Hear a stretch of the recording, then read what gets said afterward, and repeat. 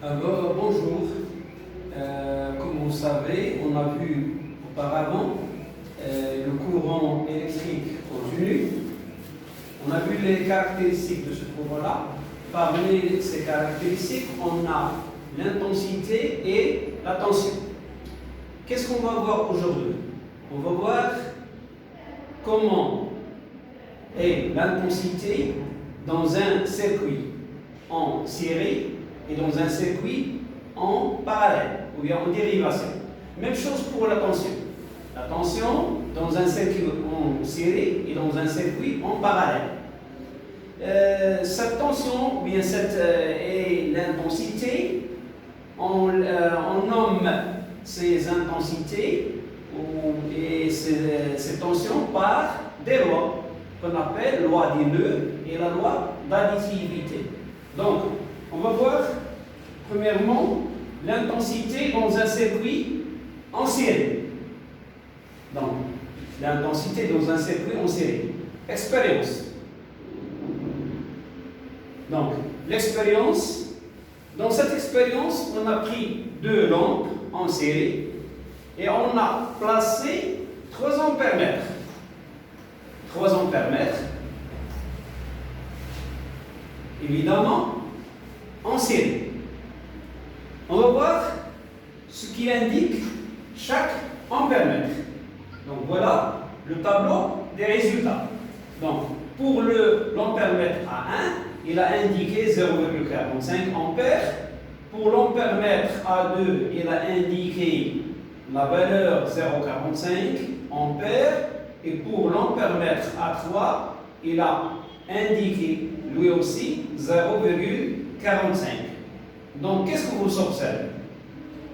Donc, d'après les valeurs qu'on a vues tout à l'heure, on a la même valeur. Donc, qu'est-ce qu'on dit comme conclusion? L'intensité du courant électrique qui parcourt un circuit en série est la même en tout point du circuit. Ça, on l'appelle, c'est une loi, on l'appelle la loi d'unicité de l'intensité. La loi d'unicité de l'intensité. Donc c'est la première loi pour l'intensité. Dans un circuit en dérivation, expérience. Qu'est-ce qu'on a pris? On a pris 2 lampes montées avec une pile en parallèle ou en dérivation. On a monté dans chaque branche, la branche principale et les branches secondaires. Chaque branche, on a monté un ampère-mètre. L'ampère-mètre A, l'ampère-mètre A1 et l'ampère-mètre A2. Donc, qu'est-ce qu'ils ont indiqué? Donc, pour l'ampère-mètre A, et là, qui est monté sur la branche principale, il a indiqué 1,80 ampères. Pour l'ampère-mètre A1, qui est monté sur la première branche, il a indiqué 0,90 ampères. Et pour l'ampère-mètre A2, il a indiqué lui-même 0,90 ampères, sachant que les deux lampes sont identiques.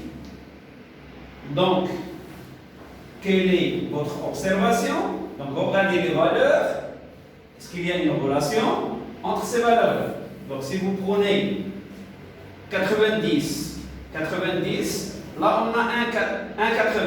Donc, si vous ajoutez ces deux valeurs-là, ça va vous donner la première valeur. Conclusion. Donc, la conclusion, la somme des intensités de courant électrique qui arrive à un nœud est égale à la somme des intensités de courant qui en sortent. On appelle cette loi la loi des nœuds. La loi des nœuds. Donc, vous connaissez la nœud. Donc, voilà un nœud, deuxième nœud. Donc, ici, premier nœud, deuxième nœud. Donc, l'intensité du courant qui entre dans un nœud est égale à la somme des intensités qui qui sort de cette nœud. Donc, pour le deuxième nœud, la somme des intensités qui entrent à cette nœud-là est égale à l'intensité qui sort. Donc, là, ça a été pour l'intensité. Deuxième loi pour l'intensité. Remarque, lorsqu'on ajoute un dipôle en dérivation, l'intensité du courant principal, dans la branche principale, augmente. Plus on ajoute les dipôles en parallèle, plus l'intensité augmente. Voilà un exemple qu'on fait dans nos maisons, et qui est défendu. C'est interdit de faire ce montage-là. Donc, ici, on a un rallonge où il y a plusieurs, donc même prise de courant électrique, on a branché plusieurs appareils. Là, c'est dangereux. L'intensité qui passe par ce fil-là, elle augmente. Plus elle augmente, plus on a des risques d'électrocution et des risques de court-circuit. Pour la tension, donc on parle ici de la tension électrique dans un circuit, en série. Même chose, expérience. Donc dans l'expérience, on a pris deux lampes montées en série, et on a installé ou bien monté un voltmètre au bord de ces deux lampes, plus deux voltmètres, chacun est monté entre les bornes de chaque lampe. Donc, ici, on a ici 3 voltmètres. Qu'est-ce qu'il indique? Voir le tableau. Le voltmètre branché entre les bornes des deux lampes, il a indiqué 9 volts. Le voltmètre branché entre les bornes de la première lampe, il a indiqué 4,5 volts. Dernier voltmètre, le deuxième, branché entre les bornes de la deuxième lampe, il a indiqué lui aussi 4,5. Donc, observez les valeurs.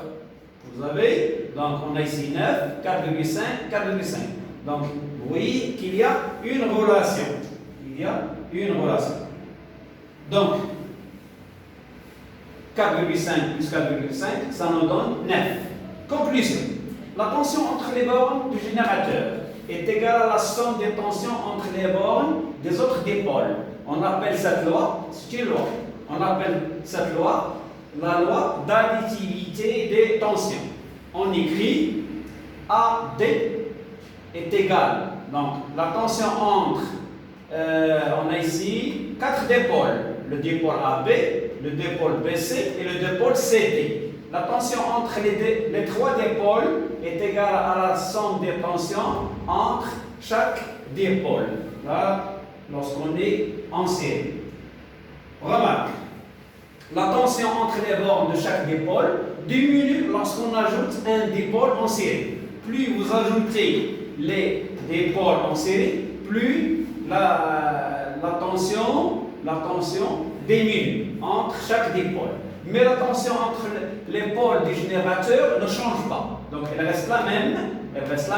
La tension entre les bornes de cette pile-là, qui est un générateur, ne change pas. Par contre, les tensions entre les bornes de chaque lampe vont diminuer. Tension électrique dans un circuit en dérivation. Activité. Un circuit en dérivation. On a monté un voltmètre entre les bornes de la pile. Un autre voltmètre entre les bornes de la deuxième lampe. Un troisième voltmètre entre la première lampe. Qu'est-ce qu'ils ont indiqué?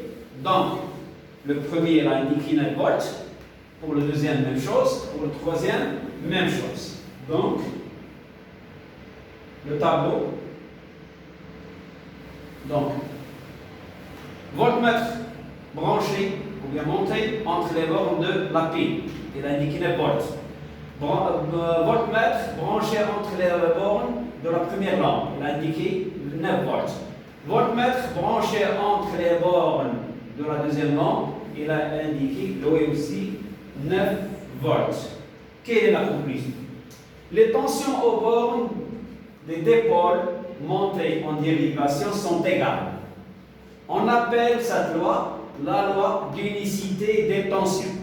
Et on écrit UAB est égal à UCD est égal à EF est égal à UGH.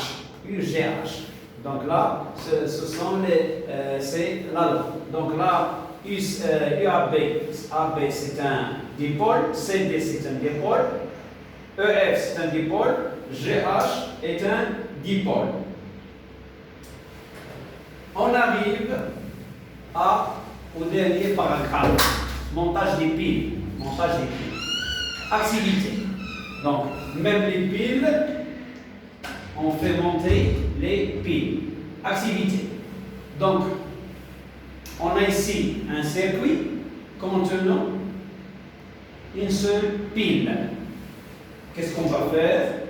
On va ajouter d'autres piles, mais en série.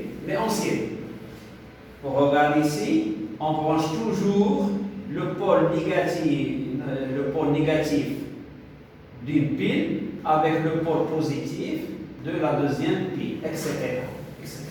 Donc ici, les piles sont montées ou bien branchées en série, en reliant la borne positive de la pile avec la borne négative de la pile suivante. La tension entre les bornes d'un ensemble de piles est égale à la somme des tensions entre les bornes de chaque pile. Exemple, U est égal à U1 plus I2 plus U3. Donc la somme, ça nous donne 27 volts. Exemple de montage de piles, la pile plate. Dans une pile plate, il y a 3 piles cylindriques. Chacune a une tension de 1,5. Donc la pile plate, elle a une tension de 4,5, comme on l'a fait avec ce montage-là qui est un montage en série. Donc à bientôt et à la prochaine séance.